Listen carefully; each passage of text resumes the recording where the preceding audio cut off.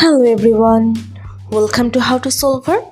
Today in this video, I'm gonna show you how to use the Task Manager to stop certain apps from running at startup to make your PC faster.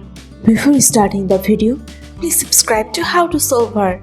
So, let's go. For this, you have to press on your keyboard Ctrl plus Shift plus Escape.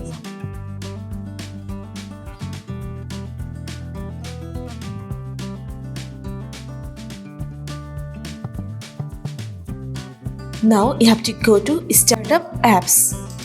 Here you can see a list of apps. If you want to disable any apps, then click the right button of your mouse. Here you can see the option of disable. Click on it.